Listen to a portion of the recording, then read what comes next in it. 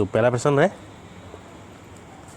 मध्य पाषाणिक संदर्भ में वन्य धान का प्रमाण कहाँ से मिला था?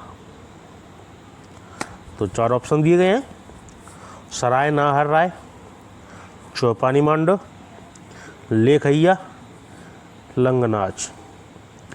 तो मध्य पाषाणिक संदर्भ में वन्य धान का प्रमाण जो आपको मिलता है वो मिलता है चौपानी मांडव से। अगला प्रश्न दूसरा, खाद्यान्नों की कृषि सर्वप्रथम प्रारंभ हुई थी? तो मध्य पाषाण काल में, नव पाषाण काल में, पुरापाषाण काल में, प्रोटो ऐतिहासिक काल में। तो शुरुआत में आदि मानव ने कब शुरुआत की थी कृषि की? तो सबसे पहले तो पुरापाषाण काल में शिकार खेलता था आदि मानव। फिर मध्य पाषाण काल में आग का आविष्कार हो गया था, पुरापाषाण काल में ही आग का आविष्कार हो गया था। तो मध्य पाषाण काल में क्या करने लगा, शिकार को भून के वो खाने लगा। कृषि की शुरुआत मिलती है आपके नव पाषाण काल से। अगला प्रश्न तीसरा, उत्खनन प्रमाणों के अनुसार पशुपालन का प्रारंभ हुआ था? तो पशुपालन का प्रारंभ कब से माना जाता है? तो मध्य पूर्व पाषाण काल से, निचले पूर्व पाषाण काल से, ऊपरी पूर्व पाषाण काल में, मध्य पाषाण काल में। तो सर्वप्रथम मनुष्य को पशुपालन का प्रारंभ किया था, वो किया था मध्य पाषाण काल में। कृषि हो गई आपकी नव पाषाण काल में, ठीक है, पशुपालन हो गया आपका मध्य पाषाण काल में, और शिकार खेलता था वो पुरापाषाण काल में। अगला प्रश्न चौथा, ताम्राश्रम काल में महाराष्ट्र के लोग मृतकों के शरीर को फर्श के नीचे किस तरह रखकर दफनाते थे? तो ताम्र पाषाण काल एक काल है सिंधु घाटी सभ्यता के आसपास या उसके बाद। तो सिंधु घाटी सभ्यता बनी उत्तर तक थी, पंजाब, जम्मू कश्मीर, बलूचिस्तान, सिंध प्रांत अलग, ठीक है। तो उसके साथ इधर जो ग्रामीण परिवेश में एक कम इलाके में जो संस्कृति विकसित हुई थी उनको हम ताम्रपाषाण काल बोलते हैं। तो एक ताम्रपाषाण काल से ही संबंधित है कि वहाँ के लोग क्या करते थे, अपने प्रियजनों को शव दान करते थे तो वो कहीं बाहर नहीं ले जाते थे। उनका मानना था कि हमारे प्रियजन हैं, हमारे बीच में ही रहें, तो वो अपने घर के अंदर ही फर्श के नीचे दफनाते थे। तो उनका दफनाने का क्रम था उत्तर से दक्षिण की ओर। तो उत्तर की तरफ उनका सिर रहता था और दक्षिण की तरफ उनका पैर रहते थे। अगला प्रश्न पांचवा, तो 4 डेफिनेशन दी गई हैं, आपको बताना है कि इसमें कौन कौन सी सही है, कौन कौन सी गलत है। तो प्राचीन भारत में हुई वैज्ञानिक प्रगति के संदर्भ में निम्नलिखित में से कौन से कथन सही है? ये प्राचीन भारत में जो वैज्ञानिक प्रगति, वैज्ञानिक बोले, औषधि बोले आप, है ना, आयुर्वेद बोले, तब तो आयुर्वेद ही था। तो जी पहला प्रश्न फर्स्ट, प्रथम शती ईस्वी में विभिन्न प्रकार के विशिष्ट शल्य औजारों का उपयोग आम था। ये बात सही है, प्रथम शती ईस्वी में विभिन्न प्रकार के विशिष्ट शल्य औजारों का उपयोग आम था। नंबर 2, तीसरी शती ईस्वी के आरंभ में मानव शरीर के आंतरिक अंगों का प्रत्यारोपण शुरू हो चुका था। तीसरा, 5वीं शती ईस्वी में कोण के ज्या का सिद्धांत ज्ञात था। चौथा, 7वीं शती ईस्वी में चक्रीय चतुर्भुज का सिद्धांत ज्ञात था। तो जैसा कि 4 ऑप्शन आपको दिए गए हैं, तो इनमें से कौन कौन सी सही है? तो पहले पे नज़र डालते हैं बिल्कुल दोबारा से। प्रथम शती ईस्वी में विभिन्न प्रकार के विशिष्ट शल्य औजारों का उपयोग आम था, बिल्कुल सही बात है। दूसरा, तीसरी शती ईस्वी के आरंभ में मानव शरीर के आंतरिक अंगों का प्रत्यारोपण शुरू हो चुका था, ये बात सही नहीं है, क्योंकि तब तीसरी शती के आसपास इतना विज्ञान, आयुर्विज्ञान इतना परफेक्टली शुरुआत उसकी अच्छी तरीक़ा से नहीं थी कि अंग प्रत्यारोपण कर सके। ठीक है, छोटी मोटी बीमारियां हल कर देते थे, ठीक हो जाती थी, लेकिन अंग का प्रत्यारोपण का प्रमाण अभी तक नहीं ज्ञात है। तीसरी सदी में। 5वीं सदी ईस्वी के कोण के ज्या का सिद्धांत ज्ञात था, बिल्कुल ज्ञात था। 7वीं सदी ईस्वी में चक्री चतुर्भुज का सिद्धांत ज्ञात था, तो ये भी सही है। तो 1, 3, 4 ऑप्शन आपके इसमें, तो वो है आपका सी में। चलते अगले प्रश्न में। 6वां, दक्षिण भारत की बृहद पाषाण समाधियां संबंधित हैं। तो पहली बात तो आपको बृहद पाषाण समाधियां संबंधित समझ में आ गया होगा। समाधियां हैं तो स्वाभाविक है कि जो लोग ताम्रपाषाण काल में अपने लोगवाग प्रियजन उनके इंतकाल हो जाता था उनका, तो क्या करते थे, वो अपने आस पड़ोस उनको दफनाते थे और बड़े पत्थर लेके उनकी समाधि गिराहों पे रख दिए जाते थे। उसको बोलते हैं बृहद पाषाण समाधियाँ। तो ये किस काल से संबंधित है? नवपाषाण काल से, पूर्व पाषाण काल से, ताम्रपाषाण काल से, लोहकाल से। तो जी, तो जैसे कि आपने देखा था कि ताम्रपाषाण काल में सब कैसे दफनाए जाते थे? घर के अंदर, ठीक है। तो ये उसके बाद की घटना है, ये आपकी लोह काल की घटना है, ठीक है। जब लोह काल उसके बाद शुरू हुआ तब उन क्या करने लगे लोग कि जैसे कि कब्रिस्तान में होता है तो उसी तरीक़ा के वहाँ पे सब गाड़ दिए जाते थे और बड़े बड़े पत्थर चिन्ह के रूप में रख दिए जाते थे। सिर का उनको पहचानने में सुविधा होती थी जी। तो इसका ऑप्शन है डी, 14। अगला प्रश्न, निम्न पूर्व पाषाण काल के मानव के बारे में निम्नलिखित में से कौन सा तथ्य सही है? तो पूर्व पाषाण काल के बारे में बात कही जा रही है, तो वह कोर उपकरणों का प्रयोग करता था, वह पॉलिशदार कुल्हाड़ियों का प्रयोग करता था, वह पशुपालक था, वह लघु पाषाण उपकरणों का प्रयोग करता था। तो बात हो रही है आपकी पूर्व पाषाण काल की। तो पूर्व पाषाण काल में वह लघु पाषाण उपकरणों का प्रयोग करता था, ये तो बात की प्रक्रिया है ना। शुरुआत में क्या करता था इंसान कि बड़े बड़े पत्थर, जब वो आदि मानव था पुरापाषाण काल में, तो क्या है, पहली तो बात तो वो वैसा रहता था गुफाओं वगैरह में, जहाँ सैरा वगैरह, मतलब पत्थर की गुफाओं वगैरह में। तो वहाँ पे क्या है, जानवरों से बचने के लिए वो रहता था।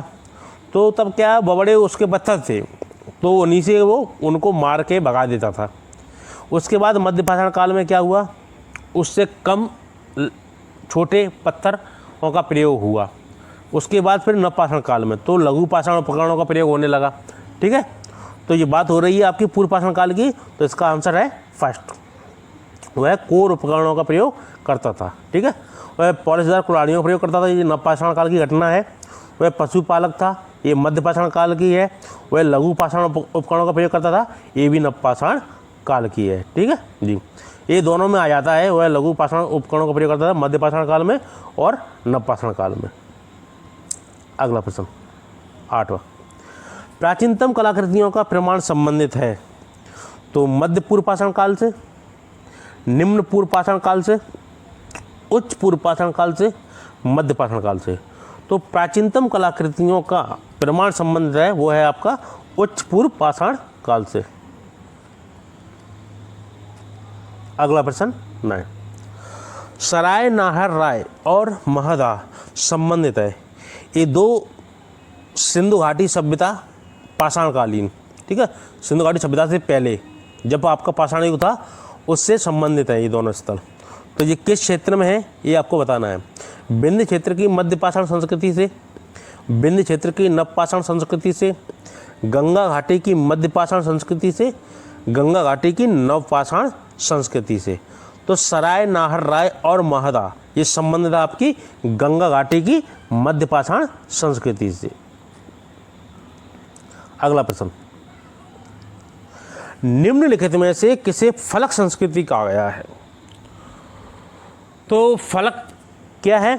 ये है आपके पूर्व पाषाण कालीन एक तरीका के औजार थे, ठीक है, जो फलकों की तरह दिखते थे, तो इसलिए उसको फलक संस्कृति कहा गया है। तो ये किस काल को कहा गया है?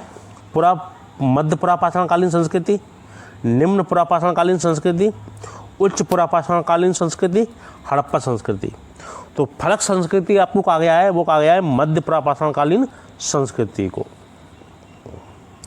अगला प्रश्न सिहावल एक परास्थल है। तो मध्य पूर्व पाषाण संस्कृति का, निम्न पूर्व पाषाण संस्कृति का, उच्च पूर्व पाषाण संस्कृति का, मध्य पाषाण संस्कृति का। तो जो सिहावल एक स्थल है वो है आपका कौन सा? वो है आपका निम्न पूर्व पाषाण संस्कृति का, बी। अगला प्रश्न, राख का टीला निम्नलिखित किस नव पाषाणिक स्थल से संबंधित है? तो राख का टीला क्या थे? तो जैसा कि आपके पाषाण काल में राख का टीला बताया गया है, जैसे कि अलग अलग किताबों में मिलता है लेखक के द्वारा, कि जैसे कि वो पशुपालक थे तो वो एक बाड़ सी उनकी रहती थी, जैसे कि भेड़ बकरियों की एक बाड़ रहती है ना, उसमें कईयों सैकड़ों पशु रहते थे। तो उसी तरीका के क्या है, पहले खाना बदोश हुआ करते थे। एक जगह एक साल यहाँ पर रुक गए, एक साल अगले साल वहाँ पे चले गए, घुमंतु प्रजाति थी। तो ये क्या करते थे, एक साल एक जगह रहते थे, तो ये क्या है, पशु वगैरह के जो मल है ना, गोबर वगैरह, वो इकट्ठा हुआ करता था एक जगह। तो जब भी वो जाते थे ना, तब उस राख गोबर में आग लगाते थे। तो वही जो राख के टीले मिले हैं, तो उन्हीं को बताया गया है कि कहाँ से मिले हैं आपको, संगन कल्लू से, बुद्धहाल से, कोल्डी हवा से, ब्रह्मगिरी से। तो राख का टीला संबंधित है आपका संगन कल्लू से। अगला प्रश्न, राख के टीले किस क्षेत्र की नवपाषाण संस्कृति से संबंधित है? तो दक्षिण भारत में, पूर्वी भारत में, उत्तरी विंध्य क्षेत्र में, कश्मीर घाटी में। तो राख के टीले किस क्षेत्र की नवपाषाण संस्कृति से संबंधित है? वो है आपके दक्षिण भारत के। अगला प्रश्न, बृहद पाषाण स्मारकों की पहचान की गई। तो जैसा कि पहला इससे प्रश्न था, आपने सॉल्व किया। मृतकों के दफनाने के स्थानों के रूप में, सन्यासी गुफाओं के रूप में, मंदिर के रूप में, उपर्युक्त में से कोई नहीं। तो बृहद पाषाण स्मारकों की पहचान की गई थी आपकी मृतक को दफनाने के स्थानों के रूप में, पहला। अगला प्रश्न 15, दक्षिण भारत की महापाषाण समाधियाँ किस काल से संबंधित मानी जाती हैं? तो नवपाषाण काल, पूर्व पाषाण काल, ताम्र पाषाण काल, लोह काल। तो दक्षिण भारत की महापाषाण समाधियाँ आपकी संबंधित है, वो है आपकी लोह काल से। अगला प्रश्न, प्राचीन काल में आर्यों के जीविकोपार्जन का मुख्य साधन था? शिकार, कृषि, शिल्पकर्म, व्यापार। तो प्रश्न में कहा गया है प्राचीन काल में आर्यों के जीविकोपार्जन का मुख्य साधन था। तो आर्यों का, ठीक है, तो शुरुआत में तो आर्य कैसे थे, एक प्रकार के घुमक्कड़ और ग्रामीण सभ्यता थी, ठीक है ना। तो ये शुरुआत की तो इन्होंने प्रश्न में नहीं पूछा है, इन्होंने पूछा है कि आर्यों का मुख्य जीवन। तो शुरुआत में तो वो घुमक्कड़ और वैसे थे, उसके बाद इन्होंने क्या किया, कृषि को अपनाया और कृषि को ही इन्होंने जीविका का अपना साधन माना, ठीक है। तो प्रश्न का आंसर होगा जीविकोपार्जन का मुख्य साधन था, वो था आपका कृषि। अगला प्रश्न 17, निम्नलिखित में से किसको चालकोलिथिक युग भी कहा जाता है? नवपाषाण युग, पुरापाषाण युग, ताम्रपाषाण युग, लोह युग। तो निम्नलिखित में से किसको चालकोलिथिक युग भी कहा जाता है? तो ताम्र काल और पाषाण युग दोनों का मिला हुआ रूप को क्या कहते हैं? आपको चालकोलिथिक युग कहा जाता है। तो आपका आंसर होगा सी। अगला प्रश्न 18, लंबवत पुरातात्विक उत्खनन के द्वारा किसी संस्कृति के इनमें से किस पक्ष का विशेष ज्ञान होता है? तो खुदाई होती है दो प्रकार की, एक क्षैतिज, एक लंबवत। तो किसी चीज़ को यदि आप काल मापोगे तो काल आप कैसे मांगोगे, कैसे मापोगे? क्षैतिज खुदाई करोगे। क्षैतिज खुदाई मतलब जैसे एक जगह से चल के दूर तक एरिया तक आप खुदाई करो, उससे बोलते हैं क्षैतिज खुदाई, ठीक है। तो उसमें तो काल मापने का संबंध पता चलेगा नहीं। तो जैसे कि अपन गहराई में खुदाई करेंगे, है ना, एक के बाद एक परत मिलती जाएगी, तो आपको समझ में आएगा कि पहले ये था, इससे पहले ये था, उससे पहले ये था, ये काल था, है ना। तो ये होगी आपकी लंबवत खुदाई। तो उससे क्या होता है, आपका काल मापा जाता है। तो संस्कृति के काल मापन का। अगला प्रश्न 19, अल्मोड़ा के निकट लखुआ डयार पर लाल रंग से उकेरी गई जो मानव आकृतियाँ मिली हैं वे किस काल की हैं? कुषाण काल की, वैदिक काल की, पाषाण काल की, चंद काल की। तो अल्मोड़ा के निकट लखुआ डयार पर लाल रंग से उकेरी गई जो मानव आकृतियाँ मिली हैं वो मिली हैं आपकी पाषाण काल से। अगला प्रश्न 20वां, पूर्व पाषाण काल में मानव का मुख्य धंधा था। तो पूर्व पाषाण काल में मनुष्य का क्या मुख्य धंधा था? मिट्टी के बर्तन बनाता था, कृषि कार्य करता था, क्या पशुपालन चलाता था, चराता था, शिकार खेलता था। तो पूर्व पाषाण काल में तो मनुष्य सिर्फ एक ही काम जानता था, वो शिकार खेलना। ठीक है, वो देखता था कि जानवर कैसे खाते हैं एक दूसरे को मार कर, ठीक है, कच्चा मांस खाते थे। तो उसी प्रकार पुरापाषाण काल में मनुष्य भी उन्हीं को देख देख के क्या करता था, एक जानवर को मारता था, वो कच्चा मांस खा जाता था। ठीक है, तो उसके बाद मध्यपाषाण काल में क्या हुआ, उसे थोड़ा बहुत ज्ञान हुआ, फिर वो भून के खाने लगा। नवपाषाण काल में वो कृषि वगैरह करने लगा। ठीक है, तो पूर्व पाषाण काल का सब संबंध है तो वो है आपका शिकार खेलना। गर्त निवास निम्न में से किस संस्कृति का विशेष लक्षण है? तो मध्य गंगा घाटी की नवपाषाणी संस्कृति, हड़प्पा संस्कृति, बलूचिस्तान की ताम्र पाषाणी संस्कृति, कश्मीर घाटी की नवपाषाणिक संस्कृति। तो गर्त निवास निम्न में से किस संस्कृति का विशिष्ट लक्षण है? तो गर्त निवास होता है कि नवपाषाण काल में मनुष्य क्या करता था कि वो गड्ढों के अंदर रहता था। अब आप सोचोगे कि गड्ढों के अंदर क्यों रहता था और कहीं क्यों नहीं रहता था? तो जैसा कि आपने जानते होंगे कि कश्मीर इलाका ले लो, ऊपर लद्दाख वाली एरिया देखो, तो वहाँ पे क्या बर्फ़ रहती है।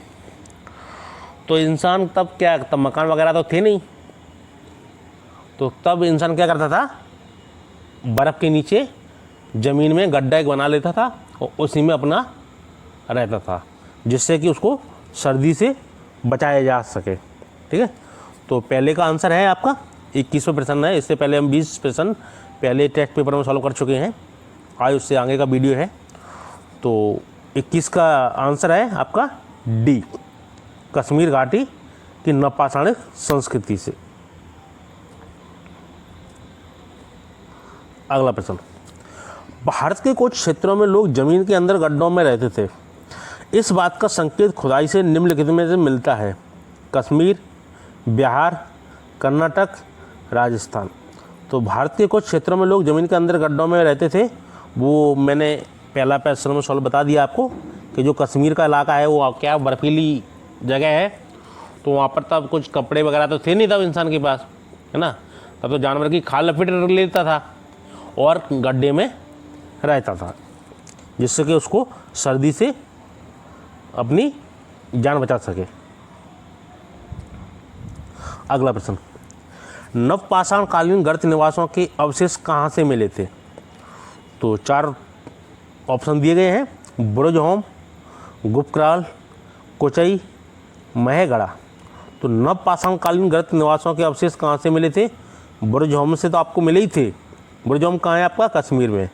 उसके साथ साथ गुपक्राल में भी मिले हैं। ठीक है, तो आपका 1 और 2। तो प्रश्न लॉन्ग हो रहा था, इसमें नहीं आ रहा था, इसलिए हमने जो मेन स्क्रीनशॉट है वो ले रखा है। ठीक है, तो इसका आंसर होगा 1 और 2। अगला प्रश्न 24वां, मध्य प्रदेश में प्राग ऐतिहासिक शिलाचित्र कहाँ पाए जाते हैं? तो बात हो रही मध्य प्रदेश की प्राग ऐतिहासिक शिलाचित्र। तो आप जानते होंगे, बहुत से जानते हैं कि प्राग ऐतिहासिक शिलाचित्र जो संबंधित हैं वो है आपके भीमबेटका से। तो मध्य प्रदेश की मध्य पाषाणिक संस्कृति से संबंधित है भीमबेटका जी। पुरापाषाण काल में भी काफ़ी किताबों मिलता है, मध्य पाषाण काल का भी मिलता है। ठीक है, तो ये दोनों के बीच में आपको भीमबेटका का इतिहास है। अगला प्रश्न, भारत में किस शिलाश्रय से सर्वाधिक चित्र प्राप्त हुए?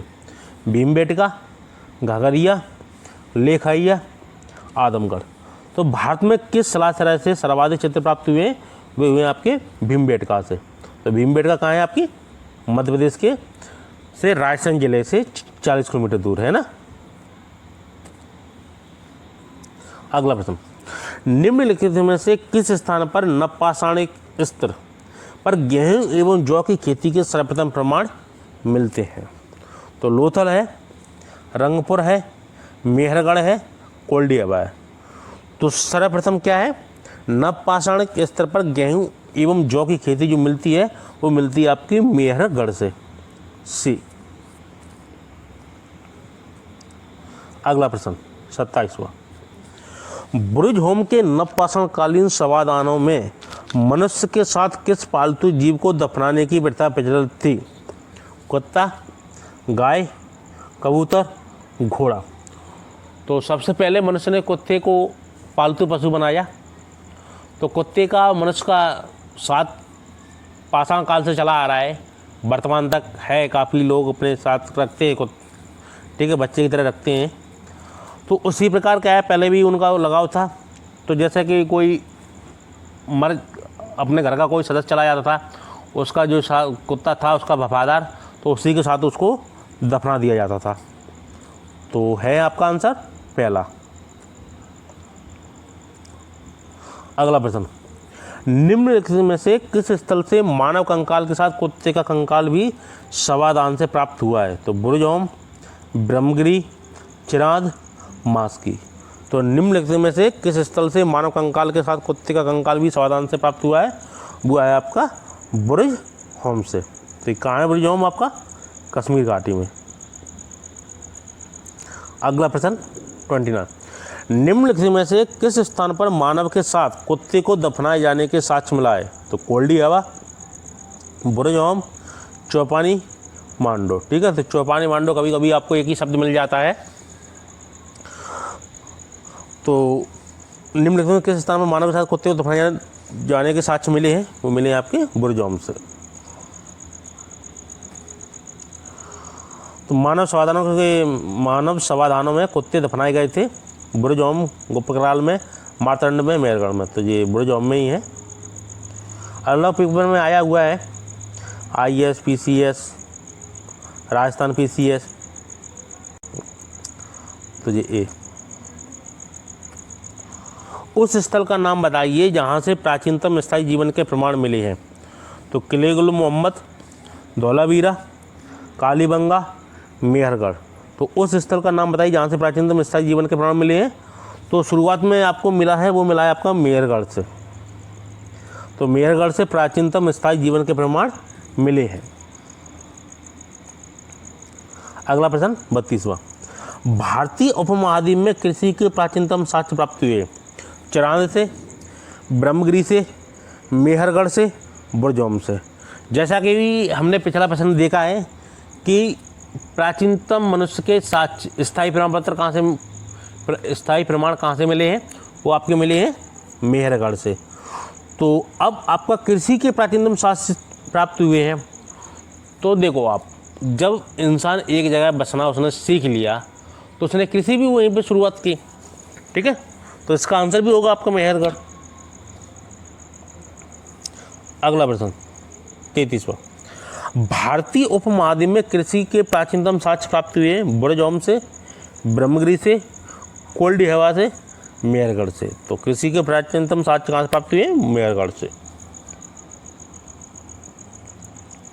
अगला प्रश्न, निम्न में से किस एक पुरास्थल से पाषाण संस्कृति से लेकर हड़प्पा सभ्यता तक के सांस्कृतिक अवशेष प्राप्त हुए हैं? तो मेहरगढ़, आमरी, कोटदीजी, कालीबंगन। तो जो कि एक नगर था मेहरगढ़, उसका संबंध पाषाण काल से था और सिंधु घाटी सभ्यता तक उसका अस्तित्व था। तो इसका शुरुआत माना जाता है 7000 ईसा पूर्व। ठीक है, तो मेहरगढ़ का प्राचीनतम इतिहास माना जाता है 7000 ईसा पूर्व, और सिंधु घाटी सभ्यता का इतिहास माना जाता है आपका 2500 ईसा पूर्व लगभग, तो 1750 ईसा पूर्व तक। ठीक है, तो मेहरगढ़ का इतिहास काफ़ी पुराना है और काफ़ी लंबे समय तक ये अस्तित्व में रहा। तो है आपका पहला आंसर 34 का फर्स्ट। अगला प्रश्न 35वां, भारत में व्यवस्थित कृषि का प्राचीनतम प्रमाण कहाँ से प्राप्त होता है? कालीबंगा, मेहरगढ़, लोथल, कोटदीजी। तो भारत में व्यवस्थित कृषि का प्राचीनतम प्रमाण कहाँ से प्राप्त होता है? मेहरगढ़ से।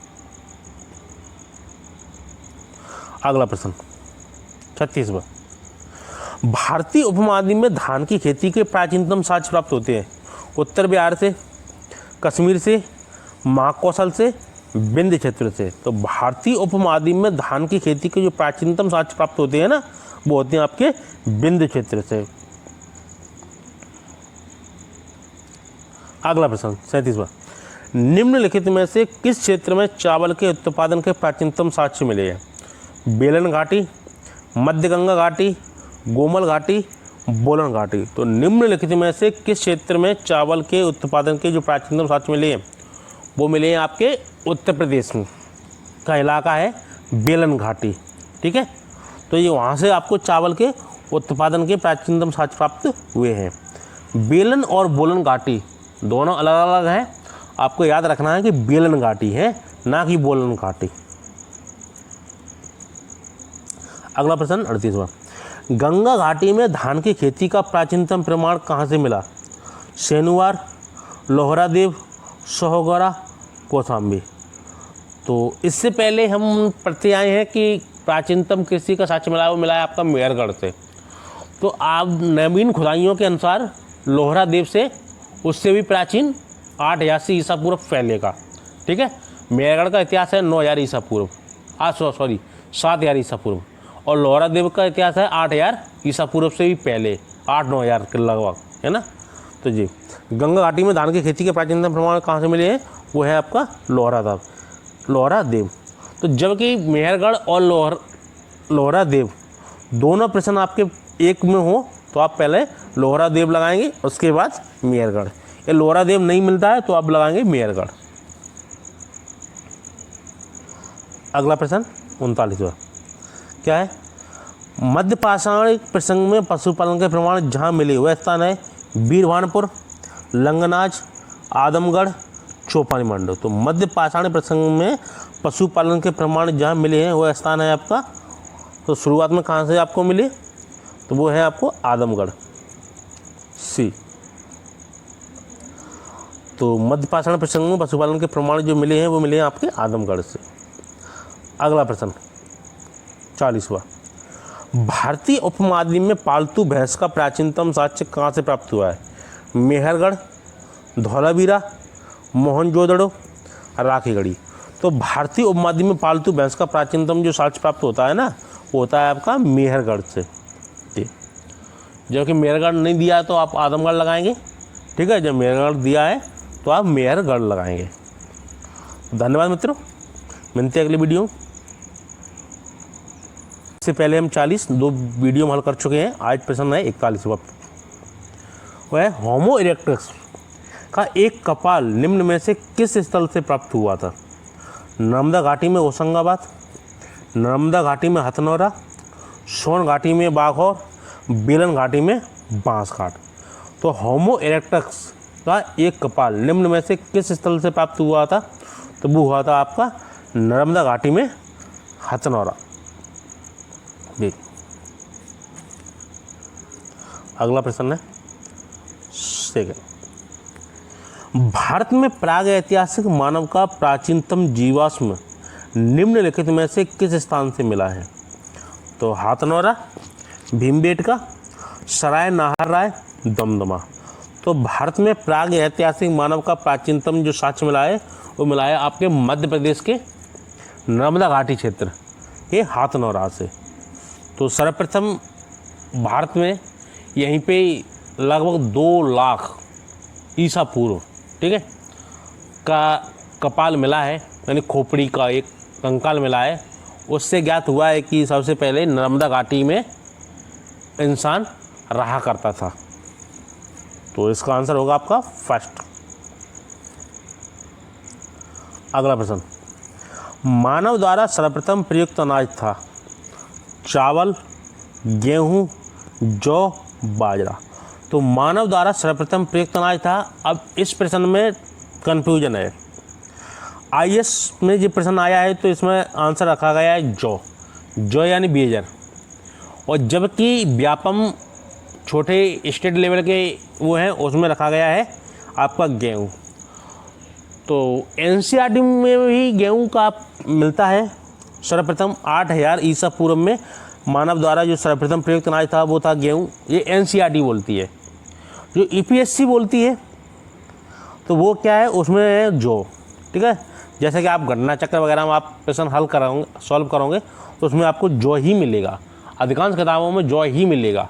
लेकिन क्या है, NCERT और व्यापम, जो कि पिछली बार SI में प्रश्न भी आया था MPSI का, तो इसमें क्या माना था, इसमें गेहूँ।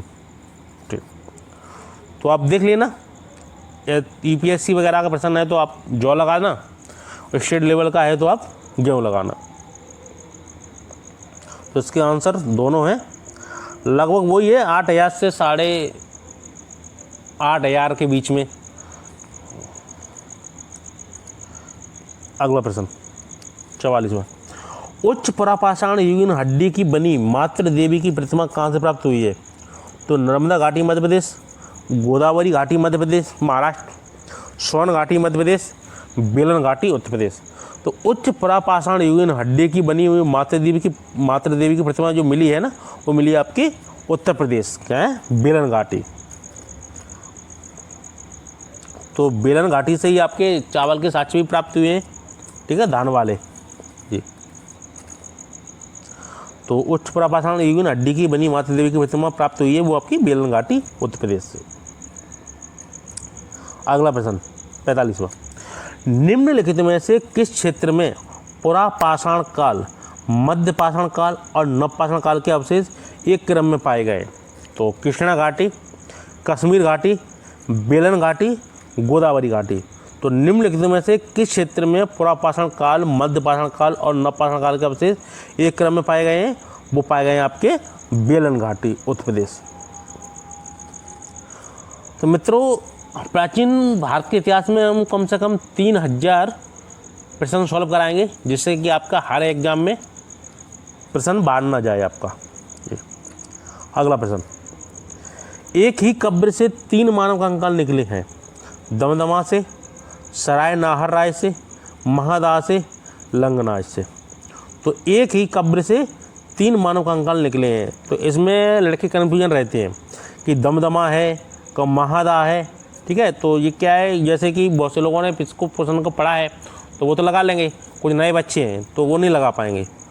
तो मान के चलना 3 इंसान हैं, एक छोटी सी कहानी है, एक पति पत्नी और एक उसका प्रेमी महिला का। तो एक कहानी है, एक काल्पनिक है, इसमें इससे कोई संबंध नहीं है। ये आपको एक याद करने के लिए है कि एक ही कब्र में 3 मानव कंकाल कहाँ से मिले। वो आपको यदि प्रश्न आता है, ये वाला अच्छा इंपॉर्टेंट प्रश्न है, इसलिए बता रहे हैं आपको। तो क्या है, इनमें आपस में झगड़ा होता है तो वो एक दूसरे को ख़त्म कर देते तीनों। तो उसी प्रकार वो क्या है, दमदमा से, है ना। तो दमदमा में क्या होती है, दमदम मची उन तीनों में और वो ख़त्म हो गए। ठीक है, तो वहाँ की जब खुदाई हुई तो वहाँ पे 3 कंकाल एक साथ मिले। और भी कारण रहे होंगे, किसी कारण मरे होंगे, बीमारी के कारण, या किसी ने आक्रमण कर दिया। ठीक है, तो ये आपको एक याद दिलाने के लिए छोटी सी बुद्धि। तो इसका ये है ना पहला। अगला प्रश्न 47, गंगा के मैदान में मानव बस्ती का प्राचीनतम अवशेष कहाँ मिलता है? कालपी, बागौर, आदमगढ़, तेरी। तो गंगा के मैदान में मानव बस्ती का जो प्राचीनतम अवशेष मिलता है वो मिलता है आपका कालपी में। अगला प्रश्न, हड्डी से निर्मित आभूषण भारत में मध्य पाषाण काल के संदर्भ में प्राप्त हुए। तो महादाह से, सराय नाहर राय से, लेखैया से, चौपानी मांडव से। तो जो हड्डी से निर्मित आभूषण भारत में मध्य पाषाण काल में जो प्राप्त हुए हैं वो प्राप्त हुए हैं आपके महादाह से। ये अगला प्रश्न, निम्नलिखित में से किस स्थल से हड्डी के उपकरण प्राप्त हुए हैं? तो काकोरिया से, चौपानी मांडव से, महादाह से, सराय नाहर राय से। जो निम्नलिखित में से किस स्थल से हड्डी के उपकरण प्राप्त हुए हैं? तो ये आपके महादाह। ये आपको याद हो जाएगा, 3-4 प्रश्न हैं ऐसे जी।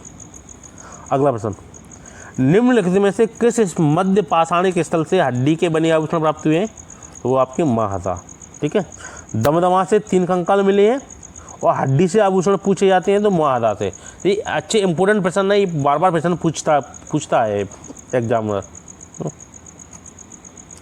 अगला प्रश्न, किस स्थल पर काले तथा लाल मृद भांडों की स्तरीय स्थिति को OCP तथा PGW के मध्य सर्वप्रथम पहचाना गया था?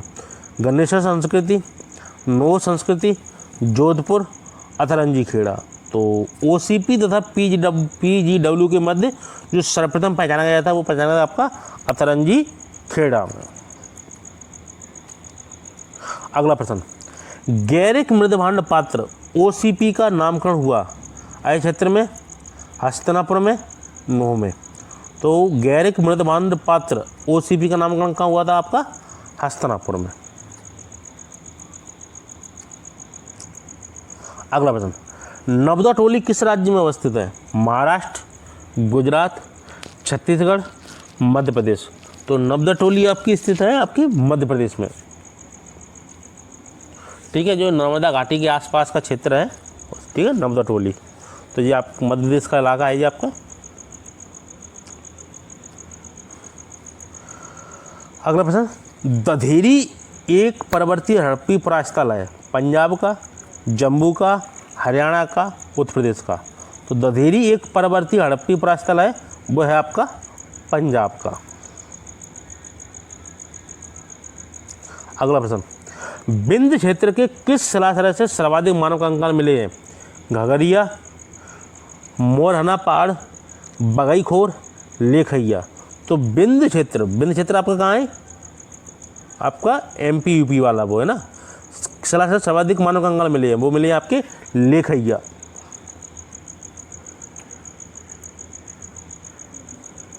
अगला प्रश्न, ये आपको कूट रहे हैं, मिलान करना है आपको। ठीक है, तो कौन सा किस में मिलान है? चाहिए मिलाते हैं। पुरा पाषाण काल, मध्य पाषाण काल, नव पाषाण काल और ताम्र पाषाण काल। तो ये आपको बताना है कि कौन से काल में क्या घटना घटित हुई। तो सबसे पहले पुरा पाषाण काल। तो पुरा पाषाण काल में मनुष्य क्या करता था? कच्चे पक्के मकान में रहता था, नदी तट अधिवास में रहता था, शैलाश्रय अधिवास में रहता था, गर्त अधिवास में रहता था। तो पुरा पाषाण काल में मनुष्य को कुछ भी ज्ञान नहीं था। तब वो क्या करता था? तब उसे मनुष्य की स्वाभाविक दोनों चीज़ें, एक भूख और प्यास, ये तो शुरू से ही रहा है। तो तब तो क्या है, जब उसको कुछ ज्ञान तो था नहीं कि वो कुआं खोद देगा, वो पानी पिएगा, निकाल के पिएगा। तो पानी पीने के लिए वो क्या करेगा? जहाँ पानी भरा होगा कहीं, वहीं तो पानी पिएगा वो। तो नदी के आसपास वो रहता था। ठीक है, तो पुरा पाषाण काल में क्या है आपका? नदी तट अधिवास। तो 1 का 2। अब उसके बाद मध्य पाषाण काल में कुछ जागरूक हुआ। अब नदी के आसपास वो रहता था तो वहाँ पे उसकी घटना भी ज़्यादा थी, वहाँ पे पशु वगैरह भी आते थे पानी पीने के लिए, शेर, हाथी वगैरह। तो उससे उसका सामना होता था। तो वो क्या है, वो उन पर भारी पड़ते थे पशु वगैरह इंसानों पे, तो मार के वो इन्हीं को खा जाते थे। ठीक है, तो फिर वो क्या किया, वो मध्य पाषाण काल में वो वहाँ से दूर रहने के लिए चला गया। अब कहाँ रहता है यार देखते हैं। तो मध्य पाषाण काल में क्या रहता है? कच्चे पक्के मकान में, शैलाश्रय अधिवास में, गर्त अधिवास में। तो मध्य पाषाण काल में उसको एक अच्छी जगह मिल गई। क्या? वो नदी से दूर पहाड़ियों इलाकों में रहने लगा। यहाँ पे शैलाश्रय है ना, पत्थर की गुफाओं वगैरह में। ठीक है, तो ज़्यादा दूर नहीं थी, थोड़ा ही दूर था, लेकिन वहाँ पे वो सुरक्षित था पहले की अपेक्षा, नदी के तट के अपेक्षा। ठीक है, तो मध्य पाषाण काल क्या हुआ आपका? शैलाश्रय अधिवास। अब तीसरा नव पाषाण काल। तो पुरा पाषाण काल, मध्य पाषाण काल और नव पाषाण काल क्रम बाई क्रम है। तो नव पाषाण काल में अब क्या हुआ? अब उसको थोड़ा बहुत ज्ञान हुआ। नव पाषाण काल में कृषि वगैरह वही करने लगा। ठीक है, पशुपालन तो वो मध्य पाषाण काल से कर ही रहा था। ठीक है, तो कृषि वगैरह एक जगह करने लगा। तो फिर क्या है, वो पत्थर की गुफाओं से वहाँ से आने जाने में उसको परेशानी हुई, इसलिए वो अपने एक झोपड़ी वगैरह कच्चे से मकान बना के रहने लगा। तो क्या हुआ आपके? कच्चे पक्के मकान, नव पाषाण काल में क्या किया, वो गड्ढों में रहने लगा। ठीक है, जैसे कि कश्मीर घाटी वगैरह है। तो वहाँ पे भी क्या है, वो गड्ढे खोद के रहने लगा। तो सी का है आपका चौथा। जी। वो ताम्रपाषाण काल का संबंध है कच्चे एवं पक्के मकान से। जी। तो ताम्रपाषाण काल बाद का काल है और एक अच्छा मनुष्य का काल रहा है। ठीक है, जिसमें उसको ताम्र का ज्ञान था, धातुओं का ज्ञान होने लगा। ठीक है, तो पत्थर के भी उसके छोटे छोटे हथियार, अच्छे पॉलिशदार, ठीक है, हथियार थे। तो ये क्या है उसका, कच्चे एवं पक्के मकान। तो आप मिला लीजिए कौन सा आंसर होगा आपका। तो पूरा पाषाण कौन सा, एक का दो फिर 3 4, तो 2 3 4, तो आपका पहला ही है इसमें। अगला प्रश्न, सूची को मिलान करना है आपको। नगर दिए गए हैं और नदियों के नाम दिए गए हैं। तो आपको बताना है कौन सा नगर किस नदी किनारा है। तो हड़प्पा है आपका पाकिस्तान में। तो पाकिस्तान में कौन सी नदी है, रावी नदी है, बिल्कुल है। तो ए का होता है आपका 2। हस्तिनापुर, तो हस्तिनापुर तो आपने सुना है, महाभारत काल में एक वो था, जनपद था। तो वो गंगा नदी का उसमें उल्लेख भी है। ठीक है, तो हस्तिनापुर हो गया आपका गंगा नदी। तीसरा, नागार्जुन कोंडा। तो नागार्जुन है आपका आंध्र प्रदेश में, है ना। कोंडा वगैरह ये वहाँ के शब्द हैं। तो वो नागार्जुन जो है वो आंध्र प्रदेश का इलाका है। और वहाँ पे कौन सी नदी बहती है, तो आंध्र प्रदेश में बहती है कृष्णा नदी। जी। और बचा लास्ट पैठन। तो पैठन है आपकी गोदावरी। ठीक है, तो इसके हमने आंसर नहीं लिए हैं क्योंकि प्रश्न ज़्यादा लॉन्ग हो रहा था। तो आपने मिलान लिया, हड़प्पा रावी, हस्तिनापुर गंगा, नागार्जुन कोंडा कृष्णा, पैठन गोदावरी। अगला प्रश्न, इसमें भी आपको कूट का मिलान करना है। इस नदी तंत्र के किनारे हड़प्पा बस्तियों का सबसे सघन वितरण था।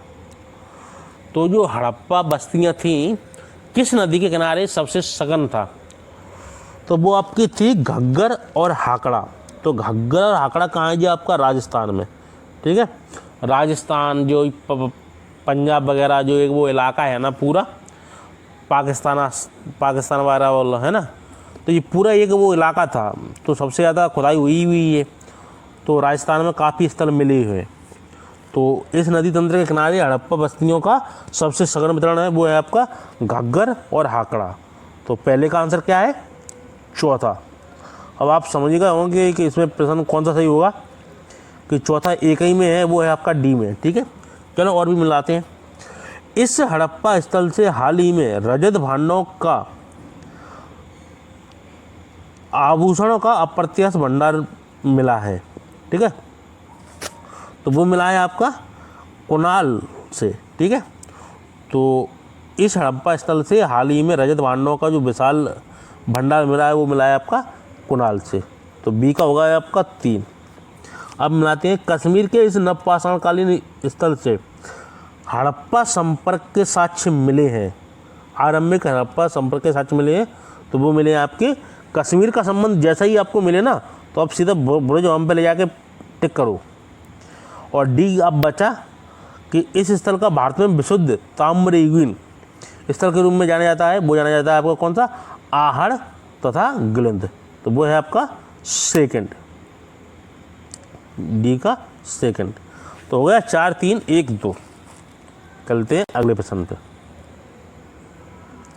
इनाम गांव भारत के किस राज्य में स्थित है, आंध्र प्रदेश में, मध्य प्रदेश में, महाराष्ट्र में, गुजरात में। तो ये ताम्रपाषाण युगीन एक गांव था। तो ये इनाम गांव है ये आपका महाराष्ट्र में। अगला प्रश्न है, पाषाण उपकरण निर्माण का एक केंद्र ईशामपुर निम्न में से किस राज्य में स्थित है, गोवा, महाराष्ट्र, कर्नाटक, राजस्थान। पाषाण उपकरण निर्माण का एक केंद्र ईशामपुर निम्न में से किस राज्य में स्थित है, वो है आपका कर्नाटक में। पहला प्रश्न है, भारत के किस स्थल की खुदाई से लौह धातु के प्रचलन के प्राचीनतम प्रमाण मिले हैं, अतरंजी खेड़ा, तक्षशिला, कौशाम्बी, हस्तिनापुर। तो भारत के किस स्थल की खुदाई से लौह धातु के जो प्रचलन में प्राचीनतम प्रमाण मिले हैं वो मिले हैं आपके अतरंजी खेड़ा। अगला प्रश्न कथन कारण वाला प्रश्न है। तो कथन है प्राग ऐतिहासिक भारत के संदर्भ में अधिकतर कृषि स्थलों से नवपाषाण कालीन उपकरण भी उपलब्ध हुए। क्या ये सही है? कारण स्थायी कृषि गतिविधि के लिए आवश्यक था कि विभिन्न प्रकार के सूक्ष्म पाषाण उपकरणों का विकास तथा उपयोग हो। तो ये बिल्कुल सही बात है, कृषि के लिए सूक्ष्म उपकरण ही आवश्यकता थी उनकी। तो इसका जो ऑप्शन होगा वो आपका होगा बी, है ना। ए और आर दोनों सही है, आर ए का सही स्पष्टीकरण है। तो एक बार आप प्रश्न पढ़ लीजिए। प्राग ऐतिहासिक भारत के संदर्भ में अधिकतर कृषि स्थलों से नवपाषाण कालीन उपकरण भी उपलब्ध हुए हैं। कारण स्थायी कृषि गतिविधि के लिए आवश्यक था कि विभिन्न प्रकार के सूक्ष्म पाषाण उपकरणों का विकास तथा उपयोग हो। तो बी है आपका आंसर। अगला प्रश्न, सूचियों का मिलान करना है आपको। आपको नगर दिए गए हैं और उनसे संबंधित संस्कृति दी गई है। तो बीरवानपुर, तो बीरवानपुर किससे संबंधित है? बनास संस्कृति, ताम्र नदी, गैरिक मृदवान परंपरा, लघु पाषाण उपकरण। तो बीरवानपुर संबंधित है आपका लघु पाषाण उपकरण, तो डी। तो 1 का 4 है। तो इन प्रश्नों में देखने में जरूर बड़े लगते हैं, यदि आपको इनमें से 1 या 2 का आंसर आपको पता है तो ये प्रश्न कभी गलत नहीं होता, ठीक है ना। तो आपको बहुत जल्दी प्रश्न सॉल्व हो जाता है ये वाला। तो 1 का 4 है ना, आपको 1 पता है ना तो ऑटोमेटिक कोई ज़रूरत ही नहीं है, ठीक है, और बाकी अपने आप मिलान हो जाएंगे। तो 4 आपका पहला ही आंसर है इसमें। और चलो मिलान करते हैं अगला। उज्जैन, उज्जैन क्या है? गैरिक मृदवान परंपरा से संबंधित रहा है। उसी प्रकार कायता, कायता क्या है? ताम्र नदी से संबंधित है। और आहड़ बना संस्कृति से संबंधित है। तो बीरवानपुर लघु पाषाण उपकरण, उज्जैन गैरिक मृदवान परंपरा, कायथा ताम्र नदी, आहड़ बना संस्कृति। अगला प्रश्न, निम्नलिखित में से कौन सा सही सुमेलित नहीं है? चिरांद बिहार, कायथा कर्नाटक, पांडुराज जार ढेबी बंगाल, दैमाबाद महाराष्ट्र। तो आपको मनन करना है कौन सा सही नहीं है। तो कायथा आपने कभी सुना है कि कायथा कर्नाटक में स्थित है? तो कायथा का मतलब ये नहीं है कि कायथा कर्नाटक से संबंधित है। कायथा है आपका उत्तर प्रदेश में, है ना जी। तो ये है आपका बी। अगला प्रश्न मिलान करना है आपको। जो 4 स्थल दिए गए हैं और उनसे संबंधित प्रसिद्धि है कि उनसे क्या संबंध है। तो उदयगिरी, भीमबेटका, बांधवगढ़ और चित्रकूट। तो उदयगिरी क्या है? प्राग ऐतिहासिक शिला चित्र है, शिलाओं को उत्खनन कर गढ़ी मूर्तियां हैं, राम कथा से जुड़ा तीर्थ स्थान है, राष्ट्रीय उद्यान है। तो बहुत से लोगों को तो जानते हैं इसका आंसर। उदयगिरी है शिलाओं को उत्खनन कर गढ़ी मूर्तियां। तो 1 का 2 किसी में दिख रहा है आपको? तो बस हो गया प्रश्न सॉल्व पूरा आपका, वो है डी। चलो वो आगे भी दिखती हैं। भीमबेटका, तो भीमबेटका क्या है? प्राग ऐतिहासिक शिला चित्र। बांधवगढ़ क्या है? राष्ट्रीय उद्यान है। कहाँ का है? ये MP का है, ठीक है। और चित्रकूट तो आप सभी ने सुना ही होगा, ये राम कथा से जुड़ा तीर्थ स्थान है। तो आपको यदि एक भी आपको मिलान सही पता है ना तो आपका प्रश्न आराम से सॉल्व हो जाता है। अगला प्रश्न, भारत में प्रथम पुरापाषाणिक उपकरण की खोज करने वाले रॉबर्ट ब्रूस फूट थे। तो रॉबर्ट ब्रूस फूट एक अंग्रेज वैज्ञानिक थे जी। तो वो कौन थे? पुरातत्वविद थे, भूगर्भ वैज्ञानिक थे, पुरा वनस्पति शास्त्री थे, इतिहासकार थे। तो भारत में प्रथम पुरापाषाणिक उपकरणों की खोज जो करने वाले रॉबर्ट ब्रूस फूट थे वो थे आपके भूगर्भ वैज्ञानिक। अगला प्रश्न, निम्नलिखित में से किसे भारत में प्राग ऐतिहासिक पुरातत्व का जनक कहा गया है? तो A Cunningham, HD Sankalia, AR Allchin, Robert Bruce Foote. तो आपको इसमें से निकालिए कौन कौन सा निकल सकता है। तो रॉबर्ट ब्रूसफूट कौन थे, भूगर्भ वैज्ञानिक थे। एच.डी. संकालिया क्या थे, जिसने नर्मदा टोली का निर्माण कराया, उत्खनन कराया। अब बचे कौन, दो, ए कन्निंघम, ए.आर. अल्चिन। तो अब आपको सरलता हो जाएगी कि निम्नलिखित में से किसे भारत में प्राग ऐतिहासिक पुरातत्व का जनक कहा गया है। तो ए.आर. अल्चिन तो थे नहीं, तो पहला ये है आपका ए कन्निंघम। अगला प्रश्न, भारत में सर्वप्रथम पूर्व पाषाणकालीन उपकरण रॉबर्ट ब्रूसफूट को कब मिला। तो जो भारत में सर्वप्रथम पूर्व पाषाणकालीन उपकरण रॉबर्ट ब्रूसफूट को कब मिला था, 1863 में, 1860 में, 1873 में, 1878 में। तो रॉबर्ट ब्रूसफूट को जब शुरुआत में मिला था वो मिला था आपको 1863 में।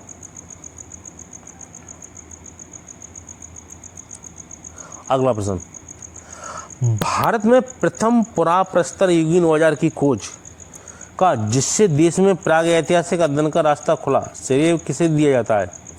तो टेरा एवं पैटरसन, बर्केट, आर.वी. फूट, एच.डी. संकालिया। तो जैसा कि आपने पिछला प्रश्न देखा है, भारत में प्रथम पुराप्रस्तर युगीन औजार की खोज का जिससे देश में प्राग ऐतिहासिक अध्ययन का रास्ता खुला किसे श्रेय दिया जाता है, वो जाता है आपको रॉबर्ट ब्रूसफूट, आर.वी. फूट। ठीक है, ये फूट गए। 70, कोपेनहेगन संग्रहालय की सामग्री से पाषाण, कांस्य और लोह युग का त्रियुगी विभाजन किया था। तो लुब्बाक ने, थॉमसन ने, टेलन ने, चॉर्ल्स ने।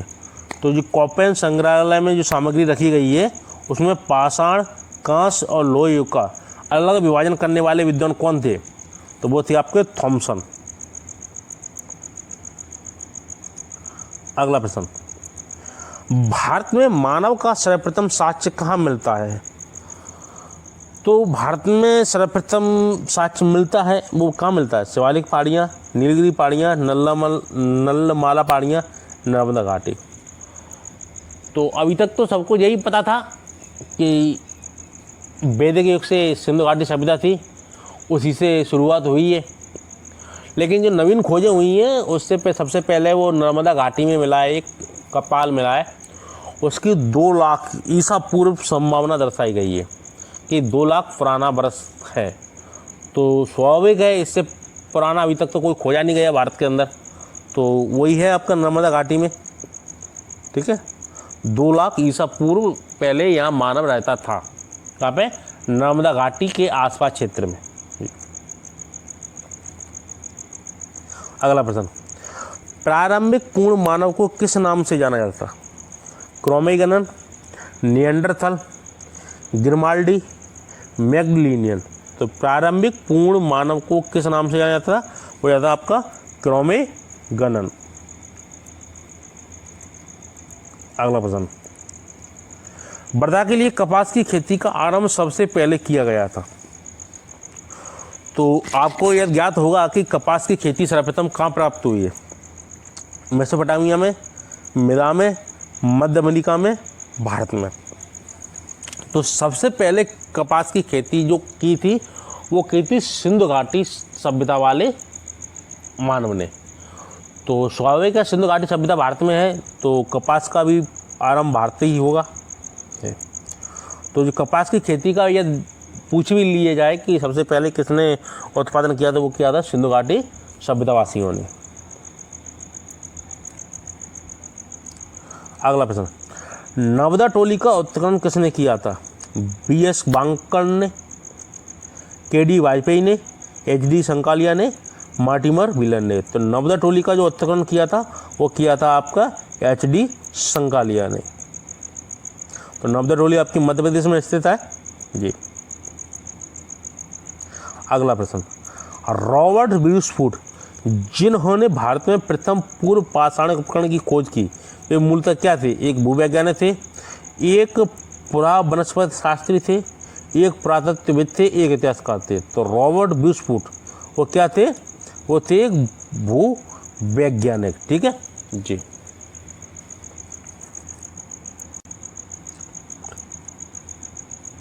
अगला प्रश्न, गुप्त कराल निम्न में से कहाँ स्थित है?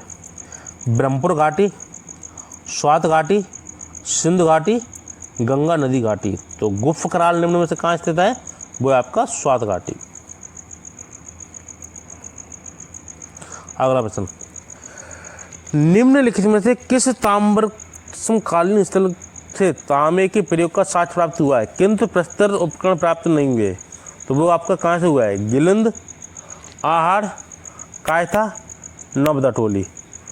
तो निम्नलिखित में से किस ताम्र समकालीन स्थल से तांबे के प्रयोग का साक्ष्य प्राप्त हुआ है किंतु पत्थर का उपकरण वहाँ से प्राप्त नहीं हुआ है? तो वो है आपका आहड़ से।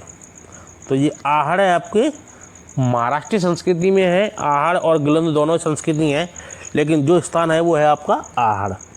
ठीक है, तो इसका होगा आपका बी। चलते अगले प्रश्न पे।